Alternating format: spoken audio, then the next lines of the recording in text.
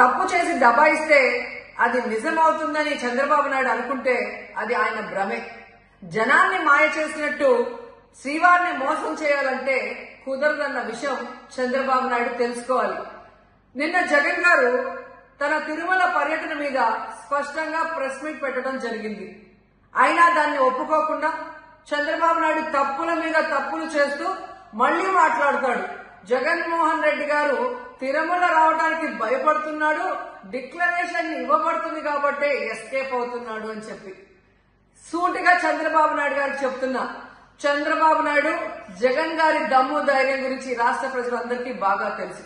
నిన్న కూడా ఆయన భయపడేవాడైతే అంత స్పష్టంగా ప్రెస్ మీట్ పెట్టి ఏ విధంగా తన మతం మానవత్వం, తను ఏ విధంగా బైబిల్ చదువుతారు, బయటకు వచ్చినప్పుడు హిందువుల మనోభిప్రాయాల్ని గౌరవించి గుళ్లకు వచ్చి పూజలు చేస్తారు, అలాగే మసీదులకు వెళ్లి ఎలా పూజలు చేస్తారు, అలాగే సిక్కుల్ని గౌరవించి ఎలా వాళ్ల పూజలు చేస్తారో చెప్పడం జరిగింది.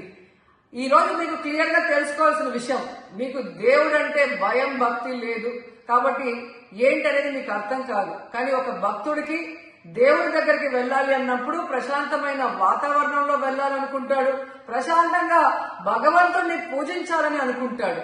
కానీ ఈ రోజు మీరు జగన్మోహన్ రెడ్డి గారు తిరుమలకు వస్తారని అనౌన్స్ చేసిన దగ్గర నుంచి బీజేపీలో కొందరు, జనసేన, తెలుగుదేశం పార్టీ ఎలా అలజడి సృష్టిస్తున్నారో అందరూ కూడా గమనిస్తున్నారు.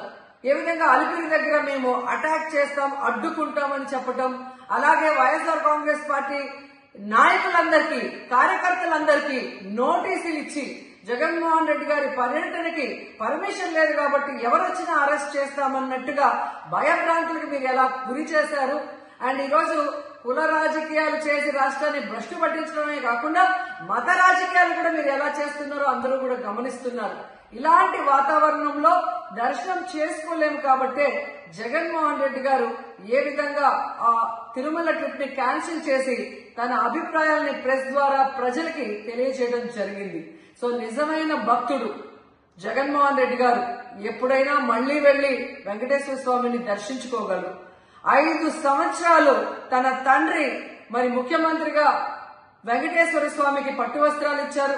జగన్మోహన్ రెడ్డి గారు 5 సంవత్సరాలు మరి పట్టు వస్త్రాలు ఇచ్చిన తర్వాత ఈ నీచమైన రాజకీయాలు చేస్తూ డిక్లరేషన్ పేరుతో మీరు మాట్లాడుతూ ఎవరు అడ్డుకున్నారు అని చెప్పి మళ్లీ దిగజారుడు రాజకీయాలు చేస్తున్నారు. సో భగవంతుడితో పెట్టుకున్న చంద్రబాబు నాయుడు నీతో పాటు ఆడిస్తే ఆడే వాళ్ళందరికీ కూడా భగవంతుడు గట్టిగా సమాధానం చెప్తాడు.